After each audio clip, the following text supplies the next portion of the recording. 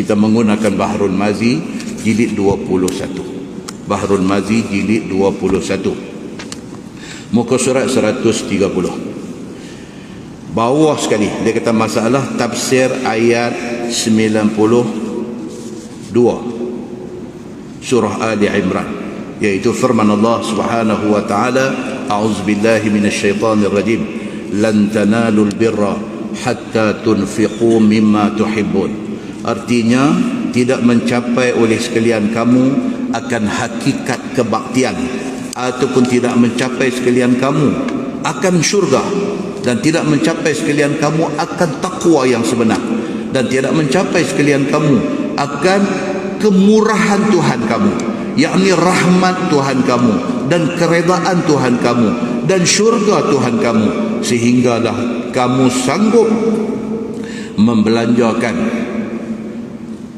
barang yang kamu sayang akan dia daripada harta-harta kamu. Ni ayat. Okey, Allah sebut dalam ayat ni.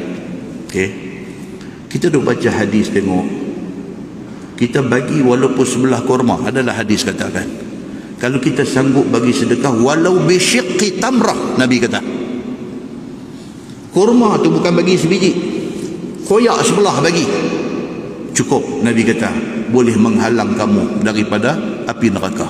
Nampak cantik dah. Tak tahu dia mai ayat Quran yang kita baca malam ni, ayat ni dia pi lebih deep, dia pi lebih dalam lagi. Dia kata lan tanalur birra hatta tunfiqu mimma tuhibbun. Hang tak akan dapat mencapai hakikat kebaikan yang sebenar sehinggalah apa hang paling sayang hang sanggup bagi ke orang. Yang tu baru sampai hakikat kebaikan yang sebenar yang kita buat. Muslimin dan muslimat dirahmati Allah sekalian, dengar ayat ni nampak dia main ketat, dia main susah. Yang tadi duk baca hadis kata sebelah kurma pun dah cantik, kita duk ingat okey dah. Tu dia main kata apa pula?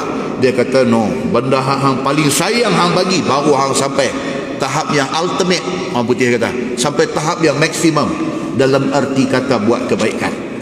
Muslimin dan muslimat yang dirahmati Allah sekalian, telah bersalah-salah ulama pada menafkahkan, yakni membelanjakan apa-apa itu. Maka berkata Ibnu Abbas radhiyallahu anhuma, maka memberi yang dimaksudkan di situ ialah memberi zakat fardu.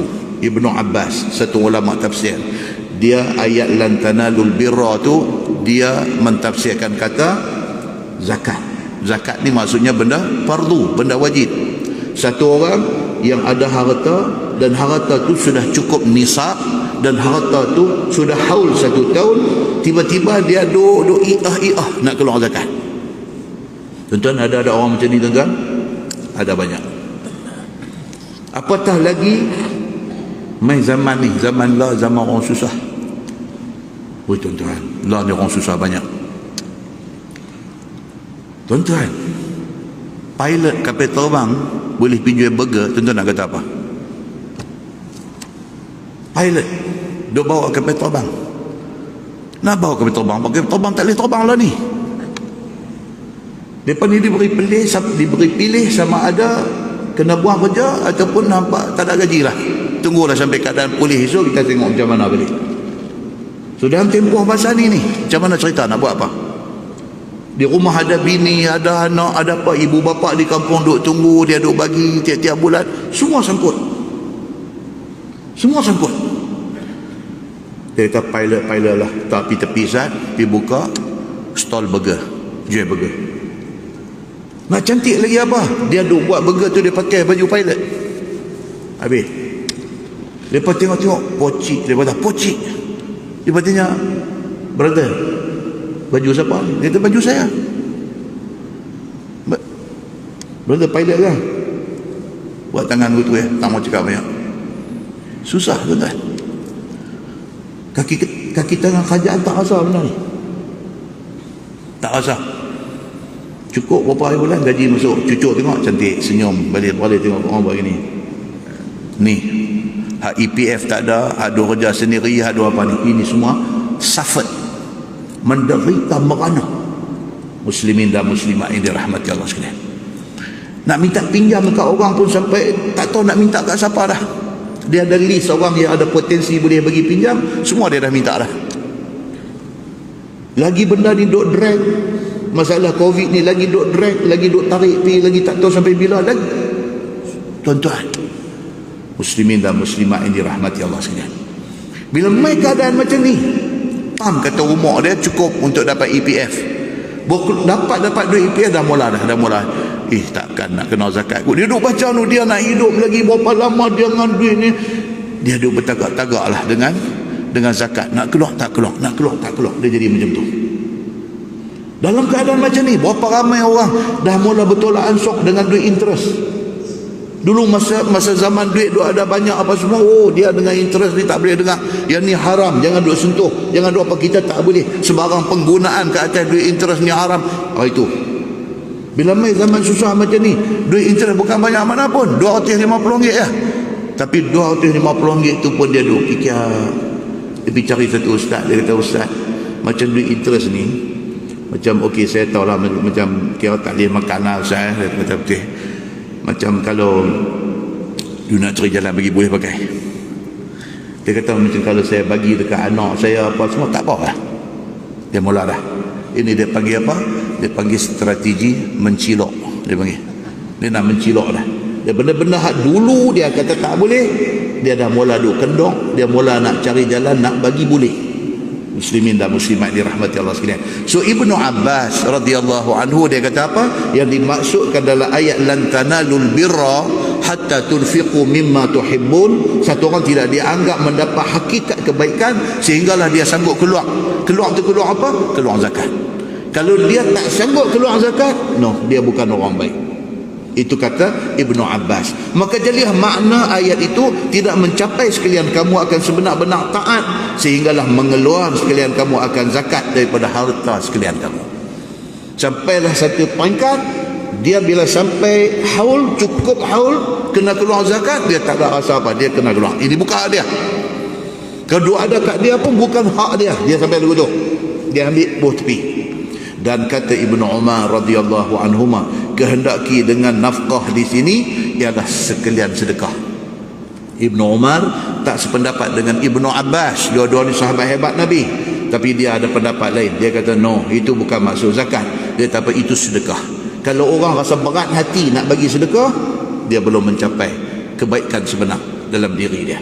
Dan kata Al-Hasan, iaitu tiap-tiap sesuatu yang dinafkahkan oleh orang yang Islam daripada hartanya, tak kira dia bagi, tak kira dia janji duit keluar aja, itu kebaikan. Dia satu orang yang generous. Orang putih kata generous, dia ada sifat generosity. Dia kira bagi duit ke orang ni, dia tak rasa berat dalam diri dia. Dia mudah. Tengok dia rasa kesian sikit, dia lepas RM10, RM20, RM50, RM100. Dia orang yang macam ni.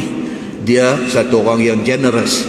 Orang yang macam ni adalah orang yang mendapat kebaikan yang sebenar, kerana menuntut keredaan Tuhan dan menuntut pahala daripada Tuhan. Sehinggalah sebiji kurma sekalipun dia bagi, kalau dia sanggup bagi, tak kira apa, dia melakukan kebaikan yang besar. Maka iaitu masuk di bawah firman Allah yang dibacakan tadi.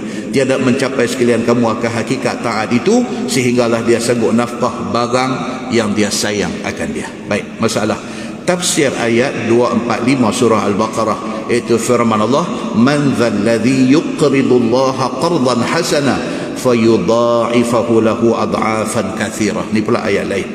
Siapakah orang yang mau mengutangi, dia kata, siapa yang sanggup bagi pinjam duit kepada Allah, itu maksud dia, akan sebagai pinjaman yang baik, nescaya digandakan baginya dengan ganda yang banyak.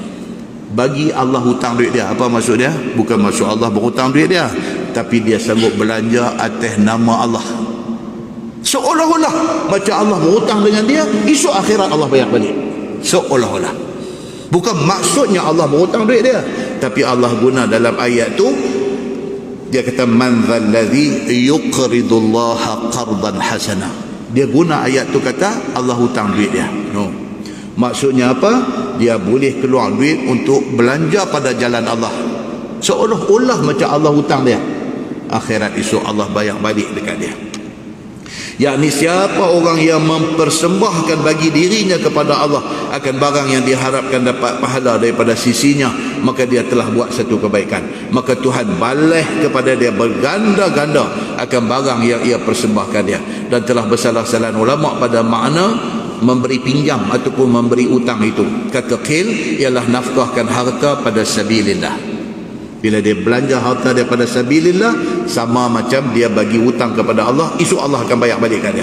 Dan kata qil ialah sedekah wajib. Siapa yang keluar zakat, seolah-olah dia bagi, Allah pinjam duit dia, esok Allah bayar balik dekat dia di hari akhirat. Dan kata qil itu sedekah sunat. Dia tengok orang susah, dia bagi, seolah-olah dia bagi, Allah pinjam duit dia, esok Allah bayar balik berganda-ganda dekat dia. Kerana bahawasanya Allah Ta'ala namakan itu sebagai utang di dalam ayat dia tadi. Dan utang itu ada ia melainkan derma, bukan maksud utang, tapi maksud belanja harta pada jalan Allah. Baik, masalah ni kita gezek bulan lepas. Dia kata Abu Talhah ni siapa? Abu Talhah ni seorang yang kaya harta di negeri Madinah, tuan-tuan. Abu Talhah, sebelum kita baca, kita cerita dulu. Nama dia Zaid bin Sahal bin Al-Aswad, tapi terkenal dengan nama Abu Talhah. Siapa dia ni? Dia orang kaya di Madinah. Kaya apa? Dia terkenal saudagar kurma. Dia ada kebun kurma yang paling besar di Madinah, Abu Talhah ni. Dia ni apa? Dia mempunyai aset dia, kebun yang dipanggil Bayruha. Bayruha ni saat ini kita nak, ayat yang kita baca tadi berkisar tentang kebun yang nama dia Bayruha. Baik, dia ni bila Nabi hijrah daripada Mekah mai ke Madinah, dia orang Madinah. Dia asal daripada suku Khazraj yang kemudian dia dipanggil Ansar. Nabi hijrah daripada Mekah mai ke Madinah, ramai orang Madinah masuk Islam. Dia tak masuk. Ni Abu Talhah ni, Nabi hijrah dari Mekah mai ke Madinah, orang pakat pergi sambut tu di pintu sempadan Madinah tu. Termasuk dalam yang pergi sambut ni ialah kepala Yahudi. Kepala Yahudi pun pergi pakat tunggu nak tengok yang kata Muhammad ni. Dan lepas itu ramai masuk Islam, tetapi Abu Talhah tak masuk Islam. Sehinggalah satu hari dia jatuh hati kepada Ummu Sulaim. Siapa pula Ummu Sulaim ni? Ummu Sulaim ni mak kepada Anas bin Malik. Nama apa pula? Anas bin Malik. Mak Anas bin Malik ni Ummu Sulaim, orang Segak di Madinah. Orang Segak. Bila Nabi sampai di Madinah, Ummu Sulaim masuk Islam. Laki dia bapa kepada Anas bin Malik, nama dia Malik bin An-Nadhar, tak mau masuk Islam. Laki tak masuk Islam, dia masuk Islam juga. Pasal masa tu belum main lagi ayat perintah suruh bercerai laki bini kalau tak masuk Islam. Dia masuk Islam. Ummu Sulaim ni laki dia tak mau masuk Islam, tak mau sudah pergi. Dia masuk Islam, dia ikut Nabi sallallahu alaihi wasallam. Laki dia yang juga bapa kepada Anas bin Malik ni mati pun tak masuk Islam, sampai mati kafir. Bila laki dia mati, Ummu Sulaim ni orang Segak di Madinah ni, dia berjanji pada diri dia sendiri. Dia kata dia tak mau nikah dengan siapa dah, dia nak fokus belah anak dia. Dia ingat macam tu. Tak lama lepas tu, Abu Talhah yang belum Islam ni jatuh hati dekat dia, main nak meminang dia, main nak ajak dia kahwin. Dia kata no, saya dah berjanji pada diri saya tak mau kahwin dengan siapa pun dah, saya nak jaga anak ni. Abu Talhah ni tak boleh tidur malam, dia sudah syok dekat Ummu Sulaim ni. Dia duk ulang mai, sampai akhirnya Ummu Sulaim ni kata dekat dia, hang nak kahwin dengan aku macam mana? Hang bukan Islam, aku orang Islam. Jadi kau mana cerita pun hang tak boleh kahwin dengan aku. Aku Islam, hang bukan Islam. Abu Talhah yang tak boleh lagi, dia dah syok dengan Ummu Sulaim ni. Dia kata okey, kalau begitu aku nak masuk Islam. Siapa boleh bimbing aku? Aku nak jadi orang Islam. Sampai macam tu. Tu orang kata cinta apa? Cinta buta. Ummu Sulaim kata dekat dia, mana ada orang dah. Nabi Muhammad sallallahu alaihi wasallam pergi jumpa Nabi. Dia pergi jumpa. Bila dia sampai duk langkah mai dekat Nabi tu, Nabi tengok Abu Talha yang belum Islam ni duk langkah mai ni. Nabi kata dah dekat sahabat ni, Nabi kata aku dapat nampak kesungguhan dia nak terima Islam. Nabi kata lagu tu, main-main sungguh, main abang kata nak masuk Islam. Okey, tu cerita Abu Talha ni. Anak cerita tuan punya kebun Bairuha ni. Apabila dia masuk Islam saja, dia ni terus jadi orang hebat. Dia jadi tentera Nabi SAW, dan dia pakar dalam naik kuda dan juga pakar dalam memanah. Perang-perang besar ni yang berlaku pada zaman Nabi SAW, perang Badar, perang Uhud, dia terlibat semua. Bahkan semasa berlaku perang Uhud, ketika Nabi jatuh dalam lubang tu, dia di antara orang yang pergi jadi benteng manusia, duk tahan dada dia daripada panah kena Nabi SAW. Tuan-tuan nampak tak? Daripada lambat masuk Islam, masuk tengok apa sudah jadi dekat dia jadi cukup hebat. Ni yang kata Abu Talha ni, dan dia orang kaya. Kebun kurma dia yang kata Bairuha ni tang mana tuan-tuan? Kalau kita pergi Madinah, daripada deretan Dar Taibah, Oberoi Hotel, apa nama, pergi sampai Movenpick apa semua tu, daripada situ nak pergi ke arah kiblat Masjid Nabawi, dataran marmar tu semua kebun kurma dia, semua dia punya. Dia ada lebih kurang 140,000 batang pokok. Dia bukan derma 10 pokok.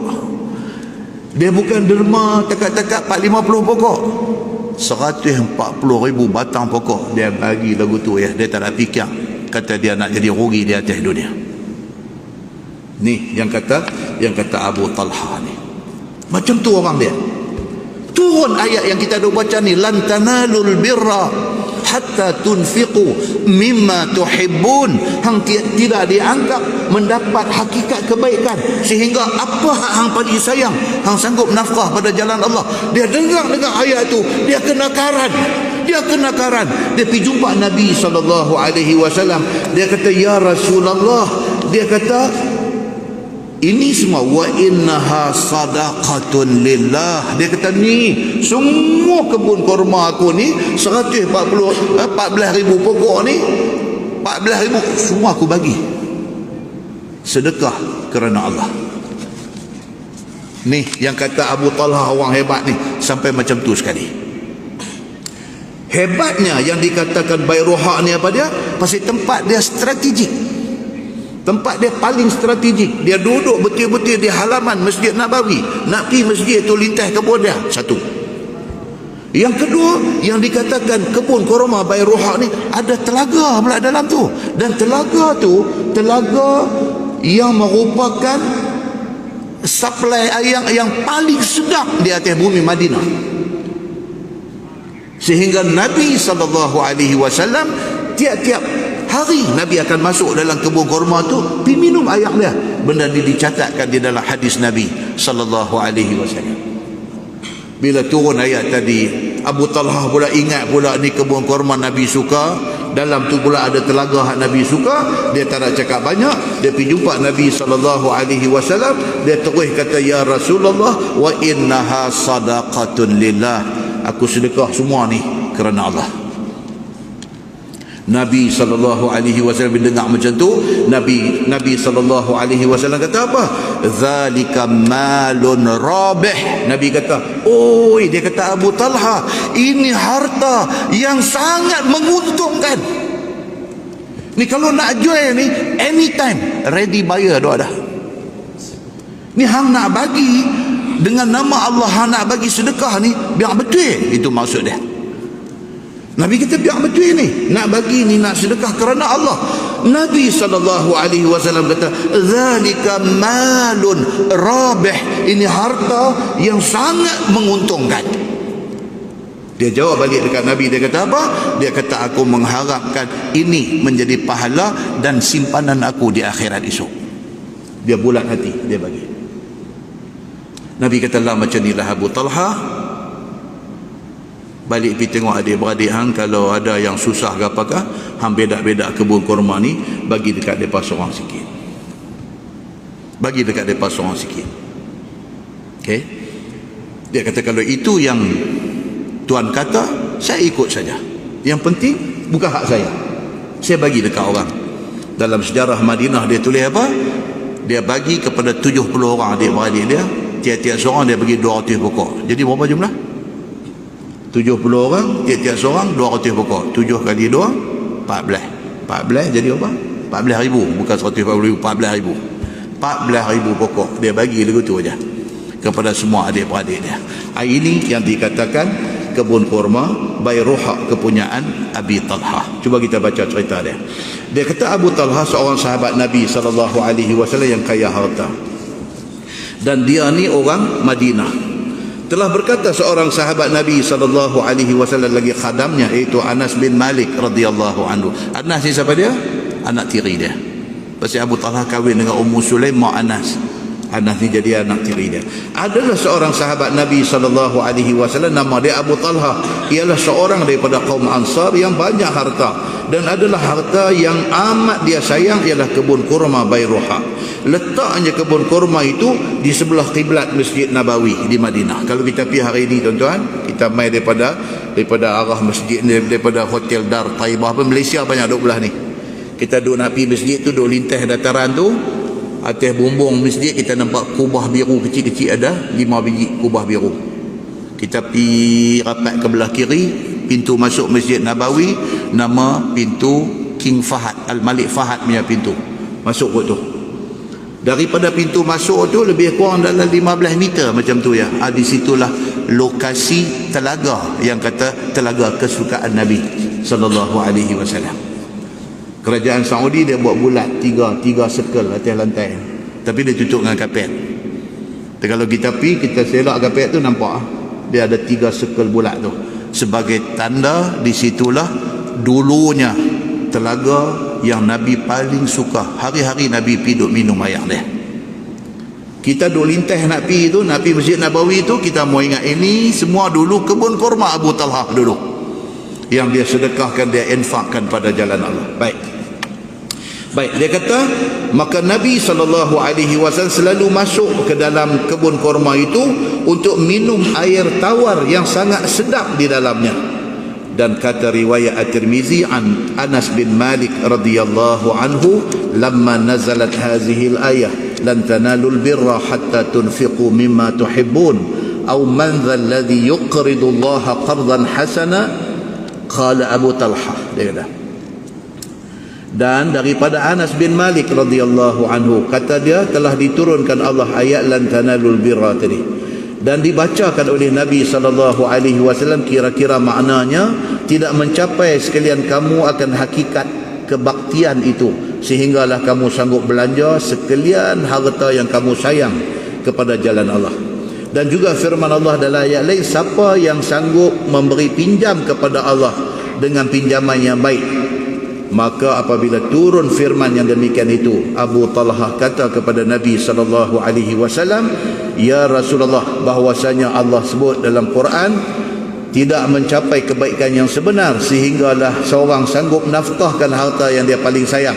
Sesungguhnya ada pada aku kebun yang amat aku sayang, iaitu kebun Bayruha. Sesungguhnya aku jadikan ia wakaf kerana Allah. Tu cerita dalam hadis itu. Baik, masalah dia kata Abu Talhah mewakafkan kebun itu kepada family kerabat dia. Kata Abu Talhah, telah hamba jadikan kebun hamba yang hamba sayang itu wakaf kerana Allah. Hamba harap pahalanya menjadi pertaruhan di sisi Allah. Harap aku mati esok, pahala duk mai kat aku. Maka diletakkan akan dia, maka letakkanlah akan dia ya Rasulullah kepada siapa yang Tuhan mahu. Dia kata dekat Nabi, aku wakaf benda ni, terpulang dekat Nabi lah, nak bagi dekat siapa-siapa pun. Dia kata kebun kurma ni, hamba menurut sebagaimana perintah Tuhan hamba, perintah Nabi SAW. Apabila didengar oleh Nabi SAW yang demikian itu, sabda Nabi, bah, Nabi kata bah, maksud dia apa? Maksudnya syabas, itulah harta yang laba dan menguntungkan. Oh, Nabi kata hang bagi benda ni benda paling mahal, benda aset yang paling berharga di atas bumi Madinah, hang sanggup wakaf kerana Allah. Masya Allah, aku fikirkan baiklah engkau jadikan wakaf itu kepada kaum kerabat engkau. Sebaliknya Nabi katakan dia pergi bagi ke adik-adik. Daripada wakaf dekat orang-orang yang tak tentu ni, bagi keutamaan kepada adik-adik. Maka kata Abu Talha, perbuatlah ya Rasulullah apa yang Tuan hamba mau membahagi-bahagikannya. Dia kata terpulang, saya nak bagi. Tuan kata bagi kat siapa, saya ikut. Kalau kata bagi kat adik-adik, bagi kat adik-adik, saya tak kisah, dia kata. Dan tersebut pada riwayat At-Tirmizi, kata dia, wa kana lahu haitun faqala ya Rasulullah haiti lillah. Adalah bagi Abu Talha itu kebun yang berpagar. Katanya kebun dia tu 14,000 pokok tu ada pagar keliling, dia kata. Apabila didengar oleh dia akan firman Tuhan ayat tadi ini, maka dia datang kepada Nabi. Dia kata, ya Rasulullah, kebun yang paling hamba sayang ini hamba wakaf kerana Allah. Tuan-tuan, yang tu kita baca cerita Abu Talha. Tuan-tuan pernah dengar cerita tentang Sidina Osman punya pemurah? Tu Abu Talha, sahabat Nabi ni. Dia duk lawan nak buat baik. Kita orang buat baik, kita duk jaki. Itu beza kita tak buat pun, orang buat kita jaki. Dah ni tak ada ikhlas buat kerja macam ni. Hang buat apa? Tak buat, tapi orang buat, hang jaki. Sahabat Nabi, orang hang buat, mereka doakan keberkatan harta dia, dan mereka pun nak buat sama. Itu beza. Sayyidina Osman bin Affan radhiyallahu anhu. Sayyidina Osman, cerita adalah hadis, cerita sewaktu perang Tabuk. Perang Tabuk ni jadi ketika negara tengah meleset, ekonomi tengah teruk. Jadi perang Tabuk, duit nak guna untuk belanja kelengkapan perang tak ada. Nabi buka kepada sahabat-sahabat, siapa nak infak untuk tujuan perang Tabuk. Sayyidina Osman dengar Nabi SAW kata lagu tu, terus bangun. Yang kata Sayyidina Osman ni, faqama Osman faqala ya Rasulullah alayya mi'atu ba'ir bi ahlasiha wa aqtabiha fi sabilillah. Osman terus bangkit, dia kata, ya Rasulullah, saya bagi 100 ekor unta, yang tiap-tiap ekor unta tu siap dengan pelana, siap dengan bekalan di atas dia. Saya bagi 100 ekor. Lepas itu Nabi SAW kata lagi, baik, siapa lagi? Tak cukup lagi banyak tu, kita perlu lebih lagi. Siapa lagi orang lain yang boleh infak untuk tujuan perang Tabuk? Nabi ulang kedua, Osman bangkit lagi sekali. Dia kata, ya Rasulullah, saya tambah 200 lagi. Saya tambah lagi 200 ekor yang lengkap dengan pelana, lengkap dengan bekalan. Unta ni tambah lagi 200 ekor unta, tiap-tiap seekor unta tu siap semua dengan pelana, dengan nak bawa bekal untuk nak bawa pergi komplit. Saya tambah 200 lagi. Nabi kata, alhamdulillah. Baik, orang lain siapa lagi yang bangkit? Osman lagi sekali. Dia kata, ya Rasulullah, saya tambah lagi 300. Bukan tambah lagi 100 jadi 200, bukan tambah lagi 100 jadi 300. Bagi 100 tambah lagi 200, dah jadi berapa? 300. Tambah lagi 300, dah jadi 600 ekor unta serta dengan segala kelengkapan dia. Ni yang kata Sayyidina Osman bin Affan, dia orang kaya. Itu sebab sampai hari ini katanya wakaf Sayyidina Osman ni masih ada di atas bumi Madinah, masih ada. Dan sampai hari ini Osman masih lagi menuai hasil daripada harta yang dia wakafkan zaman Nabi SAW dulu. Hebat tuan-tuan, yang kata sahabat Nabi ridwanullah alaihim ajma'in. Itu sahabat Nabi. Tentu pernah dengar seorang lagi tokoh masih hidup lah ni, Sulaiman. Bukan Sulaiman akhlak kan, Sulaiman Ar-Rajhi. Sebut Ar-Rajhi, tahu siapa dia ni? Tuan punya dan juga co-founder, pengasas kepada bank Ar-Rajhi di Saudi, bank terbesar di Saudi. Sulaiman Ar-Rajhi, siapa dia ni? Syekh Sulaiman Ar-Rajhi ni, dia ni corporate figure, orang yang asal susah, miskin, start buat menjaga, sediakan transport untuk bawa orang nak mai buat haji ke Mekah Madinah. Dia siap kenderaan-kenderaan untuk bawa barang hujaj, barang orang nak buat haji. Kalau nak pergi Mekah, pergi hantar renteh padang pasir, pergi hantar pergi Mekah, renteh padang pasir hantar mai Madinah dulu. Dan dia boleh untung daripada menjaga tu. Daripada situ dia start buat hantar duit. Bila Saudi buka pintu kepada foreign workers masuk daripada Pakistan, daripada Indonesia, daripada apa, pakat duk masuk ke Saudi untuk nak cari makan kerja di Saudi ni, dia buat satu khidmat, hantar duit balik ke negeri-negeri mereka ni. Akhirnya dia tubuhkan bank yang bersih daripada riba. Kaya raya tuan-tuan. Tuan-tuan pernah dengar majalah Forbes? Oh, majalah Forbes ni majalah bisnes yang berpangkalan di United States Amerika.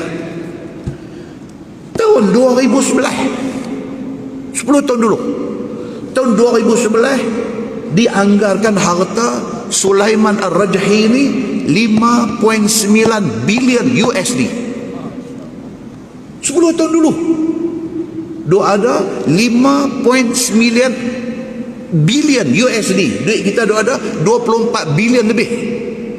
Duit kita 24 bilion lebih tahun 2011. Muslimin dan muslimat ini rahmati Allah sekalian.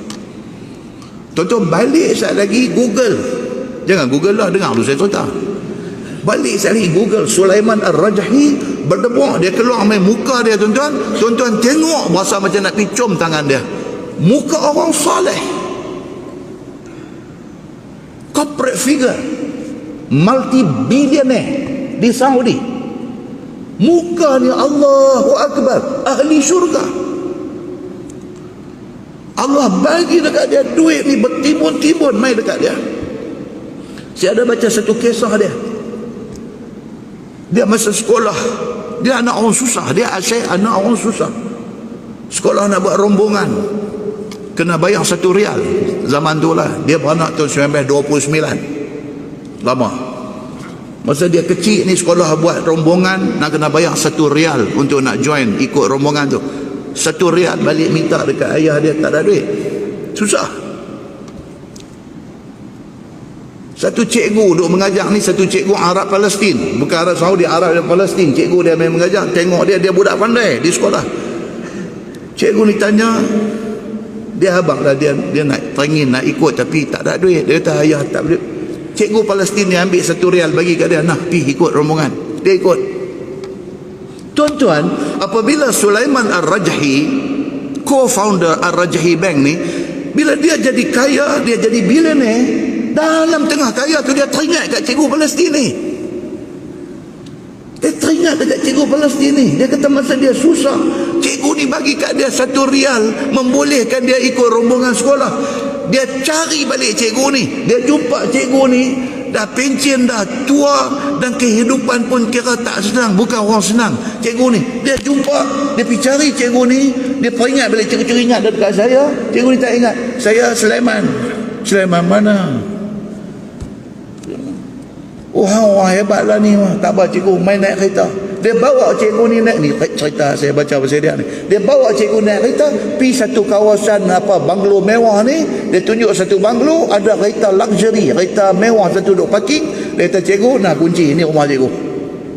Menangis cikgu ni, menangis. Dia kata kat cikgu dia kata cikgu, pasal apa cikgu menangis? Cikgu ni kata sedih, gembira. Dia kata cikgu gembira ni tak sama macam saya gembira bila dapat 1 rial dulu. Dia kata Allah. Tuan-tuan, orang yang beriman ni dia macam tu jadi.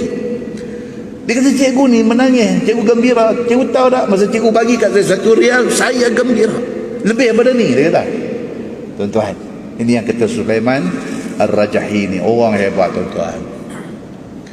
Dia venture masuk dalam bisnes steel, bisnes besi, bisnes yang berasaskan agriculture, pertanian. Dia masuk dalam bidang mineral.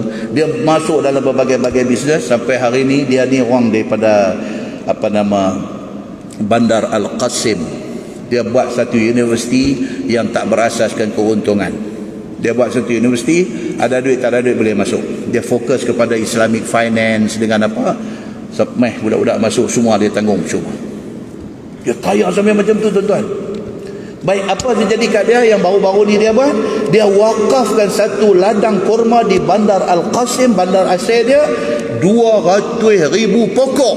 Tuan-tuan, Abu Talha bagi berapa tadi? 14,000. Kita dengar, weh, 70 orang bagi seorang 200 pokok. Dahsyat, biar betul cerita ni. Tuan-tuan, tu cerita zaman Nabi dulu, 14,000. Kita kata, biar betul. Zaman lah ni, Sulaiman Ar-Rajahi wakafkan kebun kurma dia 200,000 pokok. Yang kebun kurma tu ada 45 jenis kurma dalam kebun tu. Ada 45 daripada ajwah, daripada apa semua ni, ambar lah apa semua. Dia ada 45 jenis kurma. Hasil tanaman tahunan kurma ni dia boleh keluar hasil 10,000 tan kurma.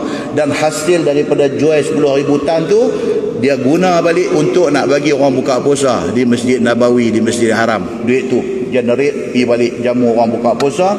Duit tu guna untuk tujuan kerja-kerja amal. Duit tu juga digunakan untuk dia nak infak kepada pembinaan masjid-masjid satu dunia. Dia ada foundation, dia urus benda-benda ni semua. Tuan-tuan, kita cerita tentang Sayyidina Osman. Kita dengar bagi 100 ekor, tambah lagi 200 ekor, tambah lagi 300 ekor. Kita dah ingat benda ni berlaku zaman Nabi saja. Kita baca cerita Abu Talha, dia bagi kebun kurma 14,000 pokok dia bagi. Kita tak ada lah nak carilah ni. Ada tuan-tuan. Sulaiman Ar-Rajahi masih hidup sampai hari ini. Mai musim Covid baru ni dia bagi 170 juta rial untuk bantuan Covid. 170 juta rial tuan-tuan dia bagi untuk tujuan Covid ni. Allahu Akbar. Dia kata dunia ni akan sentiasa ada orang macam-macam ni. Dia duk mai, dia duk pi, dia duk mai, dia duk pi kutu. Siapa yang terpilih untuk jadi orang-orang macam ni, beruntung dunia dan beruntung akhirat dia ni. Muslimin dan muslimat ini rahmati Allah sekalian. Baik, so kita baca di sana dia kata apa? Dia kata semua itu pernah berlaku pada zaman Nabi SAW. Dan sambung hadis tu, law istata'tu an usirrahu lam u'linhu. Dan kata dia, jikalau sekiranya berkuasa hamba diamkan sebagaimana bersedekah wang ataupun yang tiada berhajat kepada berterang-terangan, maka memberi dan menyerahkan dia secara diam-diam. Ni Abu Talha ni, dia masuk juga bahagian tu dalam hadis ni. Dia kata apa? Dia kata kalau benda jenis sedekah, jenis derma, jenis bantuan, jenis donation ni, kalau benda boleh sorok, boleh diam, boleh tak tunjuk ke orang, saya tak mau tunjuk. Tapi sebab ini melibatkan kebun kurma, dia kena ada iklan. Kata lah ni bukan saya punya lagi, saya dah bagi dekat orang lain. Maka kerana tu saya buat benda ni secara terang-terang. Dia nak abang kata apa? Buat baik ni kalau boleh tutup-tutup, tak mau bagi orang tahu. Kecuali benda yang tak boleh nak tutup. Kalau tutup jadi fitnah. Maka benda tu diiklankan. Yang kita trend lah ni, buat baik ni kira Facebook penuh. Apa kita ni syok dapat nama tu. Kita syok yang tu. Tapi dia beritahu di sini apa? Benda jenis bantuan, jenis boleh buat baik ni kalau boleh sorok. Kecuali benda yang tak boleh sorok. Kalau sorok dia timbul masalah di kemudian hari, barulah dia iklankan. Dia kata, nescaya tiada hamba terangkan dia. Kalau benda boleh bagi sorok-sorok, saya tak akan tunjuk ke orang. Tapi sebab ini kebun kurma, saya terpaksa kena bagi tahu. Kalau tidak orang duk ingat saya lagi. Sedangkan saya dah bagi, saya dah bahagi-bahagikan kepada adik-beradik saya. Dan hamba sembunyikan sedekah kalau boleh. Tetapi dengan kerana ia tanah kebun yang berhajat kepada serah dan tukang nama dengan tuan baru yang terang-terang, dia kata maka inilah hamba tunjuk terang-terang benda ni, iaitu hamba wakafkan kebun 14,000 pokok ni kerana Allah. Maka serahlah akan dia kepada siapa yang mustahak, atau perbuatlah sebagaimana fikir tuan hamba. Bila dengar Nabi SAW kata Abu Talha, maka Nabi kata faqalah, Nabi kata ij'alhu fi qarabatik au aqarabik au aqrabik. Nabi SAW kata, baiklah Abu Talha, jadikanlah wakaf ini kepada adik-beradik kamu. Dia kata, maka Abu Talha pun bahagi-bahagikan tanah kebun kurma itu kepada adik-beradik dia. Sebab itu disuruh oleh Nabi SAW wakaf kepada adik-beradik, kerana adik-beradik itu disuruh dahulu buat baik daripadanya, daripada lainnya. Kemudian kepada orang yang asing, kata Tirmizi, ini hadis hasan lagi sahih, dan sesungguhnya telah meriwayatkan dia oleh Malik bin Anas daripada Ishaq dan Abdullah dan Abi Talhah daripada Anas bin Malik. Wallahu a'lam. InsyaAllah lepas ni tuan-tuan kita akan masuk, dia kata orang haji yang afdal dan akmal. Ayat yang akan datang ni cerita dia apa? Cerita dia lepas besar lepas raya esok ni, tak tahu bila. Okey. Esok ni dia timai tajuk ni ayat cerita pasal haji. So kita akan garapkan esok ni sekali dengan cerita buat haji. Kita buat ekspresnya penerangan tentang haji. Kan tahun ni mungkin ada jemaah haji daripada Malaysia bilangan berapa tak tahu lagi, mungkin akan ada.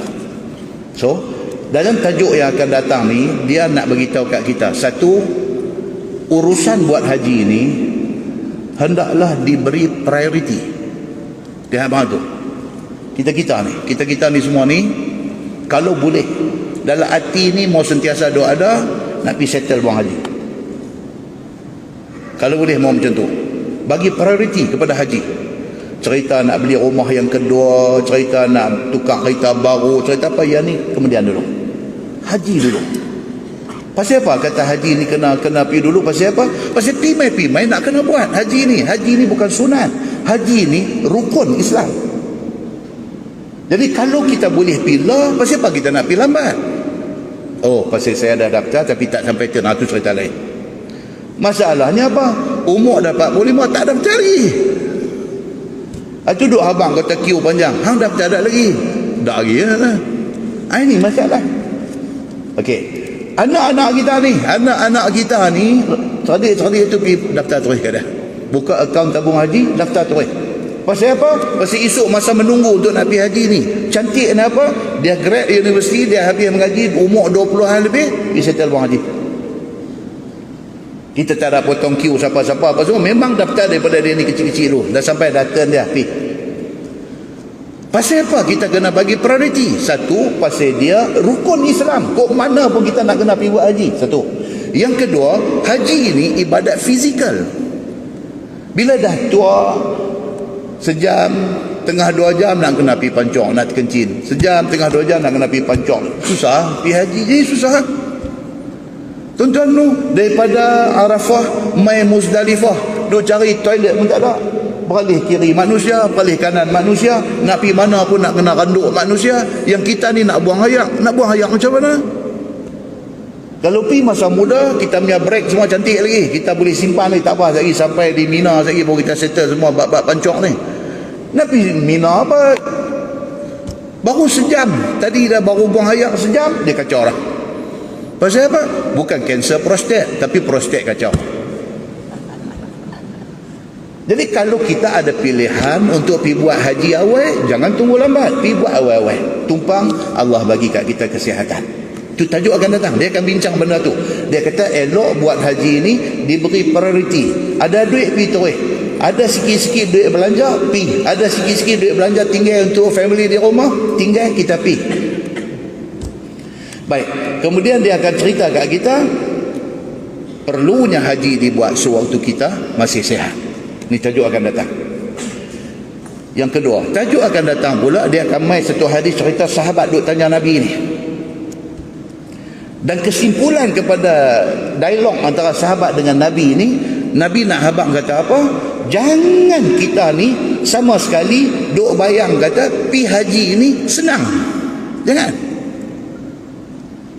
Biasa pergi umrah sekali 2 kali, duk ingat haji macam umrah. No, jangan ingat macam tu. Haji bukan gambaran umrah. Umrah ni kira macam pergi makan angin, pergi bercuti. Pergi haji, antau langit tinggi rendah macam mana. Oh tuan-tuan, dia kata haji ni, kita faham rukun, kita faham wajib haji, kita faham sunat-sunat haji, kita faham semua. Tapi kita tak faham kena sabar ketika buat haji. Habis kita. Pi balik mai haji nak motor saja, tak bawa balik ibadat haji yang kita buat. Okey, so dia nak beritahu macam tu, never assume kata haji ni selesa, never. Dia akan bawa mai hadis kat kita nanti, dan dia akan beritahu kat kita kata pi buat haji ni setiap orang kena prepare for the worst, kena prepare for the worst. Kalau tidak, kita pergi duduk jadi hang jebat di sana. Oh, jadi hang debat. Bergaduh dengan orang tu, bergaduh dengan orang ni, bergaduh dengan tabung haji, bergaduh kacau. Sama. Okey, saya pergi haji tahun 1996, tuan-tuan. 1996. Allahu Akbar. Kan zaman tu. Tak tahu nak abang dia punya. Kan? Cerita tahu. Kan? Tahu cerita tu tahu. Nak cerita ni yang kata tahun 96 yang haji ni macam mana kan? Muslimin dan muslimat yang dirahmati Allah sekalian. Dan dia nak mai pula dalam hadis yang akan datang ni tentang sahabat tanya Nabi yang kata haji yang terbaik itu macam mana? Nabi nanti terang 1 2 3 4 5. Nabi terang haji yang terbaik itu macam mana. Dan Nabi terang package yang patut ada pada seseorang yang buat haji itu. Apa package yang kena ada di dalam ibadat haji yang pergi buat tu? Apa benda yang kena ada dalam tu? Selain daripada ilmu, selain daripada kesabaran, selain daripada apa tu? Apa package yang kena ada?